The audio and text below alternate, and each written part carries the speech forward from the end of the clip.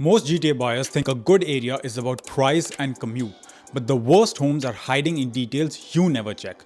Crime, school zones, flood risk, basement flooding, even flight noise. If you ignore this stuff, you can literally buy one of the worst houses in Peel, Halton, or Durham and only discover why after you've moved in. If you're even thinking about buying in those regions, whether you're just browsing or already eyeing a few cheap places, then this video is for you. A lot of those so-called steal deals are only cheap because they are in some of the worst pockets for crime, school zones, flooding risks, bad commute, and even flight noise. And if you don't know how to check for these things, then you're not getting a deal. You're locking yourself into years of stress and a weaker resale price. In the next few minutes, I'm going to walk you through the exact checks I use with my own clients using free tools from different cities, police services, and the province, so you can plug in any GTA address and see if it's a smart buy or a headache waiting to happen. My name is Gaurav, and today I am breaking down how to avoid the worst places to buy a home in the GTA using tools, maps, and data most buyers never look at. Let's start with the thing that completely changes how it feels to live somewhere, but never shows up in the listing description. What's actually happening on the streets around your future house. In the GTA, a lot of regions now have public crime mapping tools.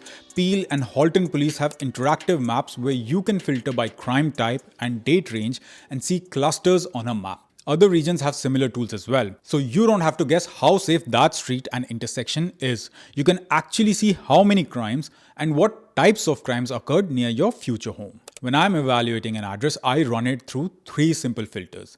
First, I set the time window to the last 6 to 12 months. Most cities' crime map can show multiple years of data, but for buying, I care most about what's been happening recently, not something that happened from a decade ago. Second, I only turn on serious categories that matter to you as a homeowner. Break-ins, vehicle thefts, robberies, assaults, homicide. Third, I zoom right into the street and then slowly zoom out. Why? Because I'm asking, is this house in the middle of a hotspot, right on the edge, or clearly outside? Peel's hotspot layer literally darkens areas with more crime, so you can see problem pockets within seconds. Halton's map shows you dots on the map for different types of crimes. I had a young family looking at a detached property in Brampton that felt like a steal deal. Same style as the neighbors, noticeably cheaper. In the listing, nothing looked wrong. When I looked at the address on Peel's crime map and filtered the last year for break-ins and car thefts, that block lit up with activity. This is why I never say Brampton is bad or Oakville is good. The worst places to buy are rarely whole cities. There are specific pockets in nearly all cities that should be avoided. My job is to filter out those pockets before you spend time and emotion on the listing. So once a house passes the basic safety test and we realize we're not in a crime hotspot, the next thing I look at is the school ecosystem around the house. Because even if you don't have kids, your future buyer probably will. And that's where school maps and Fraser rankings come in. School finder sites and public rankings give you a fast snapshot of how strong or weak an area is for families. The key is to zoom out and look at the whole region, not just one school. When you see lots of schools consistently scoring above 7, it usually means the city and most of the surrounding neighborhoods attract a strong crowd, and you will feel that in your day-to-day life. From there, I drill down. I look at the specific schools your address is zoned for, check their demographics, and review their last 5 years of ratings and trends. That's how we pinpoint the better pockets inside each city and avoid the weakest ones, where all the nearby schools are below average and long-term demand is a lot softer. Here's the system I use when comparing areas. First, I pull up the rankings and filter by city or school board. I look for how many schools in that region score 7.0 and above. That 7 plus band is where you typically see solid in-demand schools. When you scan the list, certain neighborhoods in Halton, Durham, and parts of Peel and Toronto have a lot of 7s and 8s. Second, we look at the spread. Is this region full of 7s and 8s with a few weaker schools, or mostly 5s and 6s with 1 or 2 outliers? That tells you how strong the overall ecosystem is. Third, once I have a specific address, I use the region school finder to see which elementary and high schools that address is zoned for. Then I check each school score. Now we know if we are in a double 7 plus zone, 6s, or stuck with all sub 6 options. Now that we've layered crime and schools, let's talk about commute. "It's near a GO station" is one of the most abused phrases in GTA real estate. When buyers start looking at Hamilton, Barrie, Kitchener, and other outer areas, the pitch is always, "You'll save money and you can just take the GO into Toronto." On a static map, that sounds simple. In real life, your commute is a chain. Your drive to and from the GO, parking, waiting, train time, transfers, and walking at both ends. Here's how I reality check that with my clients. First, I pull up the GO transit network and figure out which line and station you would actually use. Lakeshore West for Oakville and Burlington and Mississauga, Lakeshore East for Whitby and Durham, the Barrie line for up north, and the Kitchener line for Kitchener-Waterloo and parts of Brampton. We check whether that station has frequent all-day service or just a few peak trains, and whether there are any express options or only all stops. Second, I open Google Maps. I plug in the house address and your actual office. Set the departure time to a normal weekday, say Tuesday at 7 a.m. and check both transit and driving. Third, we just add up every piece. The drive or bus to the station, time to park, wait time, train ride, transfer or subway in downtown, and the final walk. The only number that matters is the door-to-door time. I had clients who fell in love with the renovated detached property in Kitchener.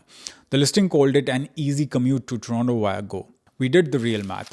Drive to the Kitchener GO, wait, the Kitchener line to Union, subway to their office. We were looking at about 2.5 hours each way on a normal weekday. We then looked at a semi-detached in Mississauga nearby a GO station. The door-to-door commute there was under 50 minutes. When they imagined doing that 3 or 4 days a week in winter with kids, the bigger, cheaper house didn't feel that better of a choice. So that's another way a location can quietly become the worst place to buy for you.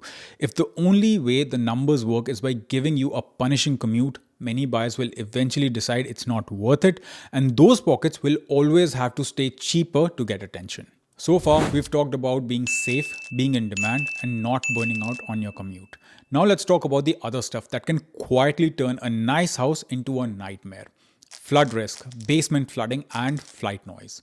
These don't show up in listing photos, but you will feel them once you move in. First is river flood risk. In and around Toronto, the Toronto and Region Conservation Authority has an online floodplain map viewer where you can enter an address and see if it's in the blue shaded floodplain. If your lot is inside that blue area, it means that in a major storm, water from a nearby river or creek can reach that land. That doesn't mean never buy, but it does mean higher risk and sometimes more insurance. Second is basement flooding risk. Many cities have a basement flooding protection map that shows the neighborhoods where they've had enough basement flooding and sewer backup issues that they are actively doing or planning upgrades. If a house you're looking at is inside one of those highlighted study areas, it tells you this isn't a random one-off. It's a pattern the city is trying to fix. Third is flight noise and flight paths. Around Pearson, there are noise exposure and flight path tools that show where aircraft noise is expected to be the highest and why certain areas get more planes overhead. If you're planning to buy in parts of Mississauga, Oakville, or Etobicoke, it's worth checking those tools so you're not surprised by constant plane noise in your backyard. You do not want to be the person who finds out after closing that your backyard turns into a river in heavy rain, your basement is in a known flooding hotspot, or your new deck is under a main landing route. These are exactly the kind of things that quietly make certain houses harder to love and harder to sell. So when people ask what are the worst places to buy in the GTA, my answer is simple. It's not just certain cities, it's the streets that fail all of these checks. Here's the rule I use. If a street fails on 2 or more of these, safety, school zone, commute, or flooding, or flight noise risk, then it's not a deal, it is a headache. You can absolutely run these checks yourself using the portals and maps I've talked about. I've put all the links down in the description.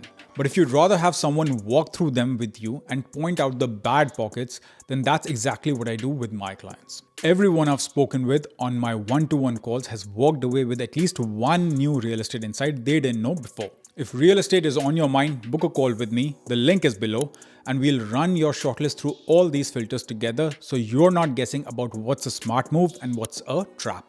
Subscribe if you want practical, research-driven real estate breakdowns every week, and share this with someone in the GTA who's chasing deals but hasn't checked any of these things yet. Thanks for watching, and I'll see you in the next one.